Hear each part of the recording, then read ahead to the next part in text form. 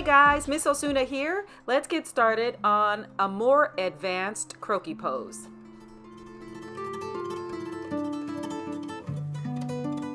Alright, so we start off with our oval at the top center of our page. It's about a 1 inch from top to bottom length. And then a straight line all the way down. And then measure off each head space. Like I said, these are about 1 inch head spaces. So we'll have a total of 9 markings, which will make 9 head spaces. You can use a ruler for this, but you don't have to.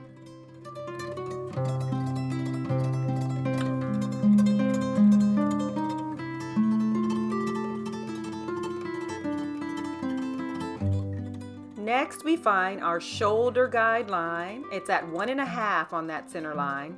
Left side of the shoulder is higher, right side lower, and the opposite for our waist. That waist guideline is at 3. Now what we're going to do is go on ahead and put in the curve of our neck. So these are parenthesis shapes that slightly face the left. And now we do our curve shape for the shoulder. So let's measure from the top of the head to 1.5, and we know our shoulders are 1.5 heads wide. Left side of the shoulder has much more. Right side of the shoulder has much less. And both parentheses face the right. Now we do our curve for the hip. On the right side, the curve is more emphasized. On the left side, it's more straight. Now our guideline parallel to our waist, and that's at 4.25. That's our elongated crotch. Let's put in our bikini bottoms with a frown, and a smile. Now drop in your shoulder slope and the bust guideline at 2.25. And make sure the right side of the bust extends beyond the body because there's a profile there. So put your smiles at 2.25 and then your apex at 2, and then round off the right side of that bust profile and the shoulder. Up next, we are going to draw a guideline for our arm. That's going to be shoulder to elbow. So that straight guideline comes diagonally toward the left. And then let's measure. So that's 1.5 to 3, shoulder to elbow. Place your socket for your elbow at the 3. And then draw in your guideline that's bent with the arm going up toward the face. And now we measure 3 to 4.25, and we put our socket for the wrist. Now flesh that out. When we're fleshing that out, that just means we're adding some skin on top of what would be like a bone or a skeletal structure. Now that we have that in place, I will erase and clean up so that you can see through the lines that I've just created. Now that we have cleaned everything up, it's time to just add a tiny little bit of detail there on the underarms. You can see that above the bent elbow. And then just tighten up that side torso. Now for the hand, diagonal lines going upward, wider at the top. Now the W shape for the knuckles. And then your fingers, remember those line segments. Index finger first, middle second, so that's longer. Then your ring finger, and then the shortest one, the pinky. So we draw the top of those line segments first, and then underneath it we do the J shape. And that's to finish off the bottom of those fingertips. So I'm going to do that one more time here. I'm going to erase the top portion, just the top part above the W's where the knuckles are. And I'll do those fingers once again.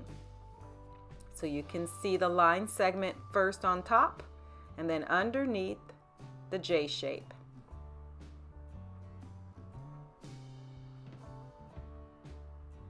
So now that we have our hands in place, finish off the neck detail there, right by that hand. And now we move on to our legs. So the center of the leg on the right is our anchor leg, and notice it crosses over at the ankle. So at number 8, it crosses to the left. So now I've done 2 lines, another going to the right because that just gives me the width of the foot. The left side, starting at the center, of our leg opening, and then the left leg is going to feel longer on the left side. So we place the knees guideline, the ankles guideline, and the toe guideline, all of which the left side is longer. All right, as we drop in the details of our leg and our ankle sockets, notice how my diagonal lines that I have on the right side I can use for the foot. And I can determine where I want to go. So that's why I did 2 in that case. Remember, as you are putting in your second leg, that's going to be lower and longer. Don't forget the kneecap is still on the inside. And so drop in those details with our long parenthesis shapes and just make sure the toe on the left feels lower. I'm going to turn the foot on the left slightly so that it's facing slightly towards the right. But of course, you can keep it going left if you'd like. I like to turn the ankle because it just gives a bit of interest. Now we're going to do the arm on the right side. It's going to be slightly hidden behind her hip. So of course, your guideline is first, and you know at the elbow is where the waist is. So drop in those details there. Now here I'm hiding the hand, but actually, and that's okay to hide it, but actually I think a better layout would be to redraw from the elbow to the wrist slightly further over to the right. I could totally hide it like this, and a lot of people do that. But I think it might be nice to redraw it so that I can see the hand. The hand is hiding in this case, which is okay, especially if you had a busy dress. But now here's a better idea. I'm going to go on ahead and redraw the guideline so that you can see both options. So from elbow to the wrist, remember that's 3 to 4 1/4.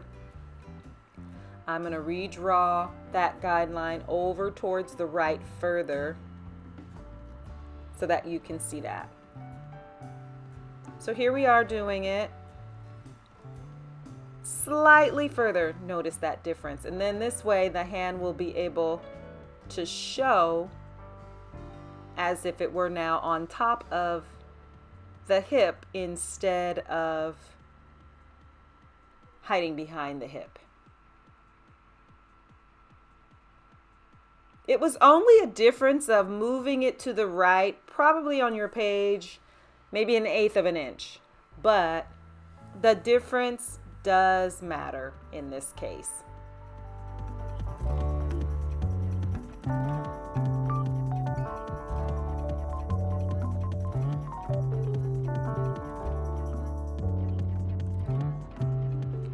So you can just have the thumb and then the profile of the hand, just like you see here. But you can also go the extra mile and add in some more fingers. You certainly don't have to. But if you were going to do that, your middle finger would be next, so just make it feel longer. And of course, we start with that diagonal line first and then the J shape underneath it. So I'll clean that up so you can see it a little better. And that's how you'll be able to sneak in more fingers. Either way is totally fine. That's it for this tutorial on our advanced croquis pose. Thank you so much for taking the time to watch, and I certainly hope this was helpful to you. Until we meet again, keep sketching and be well.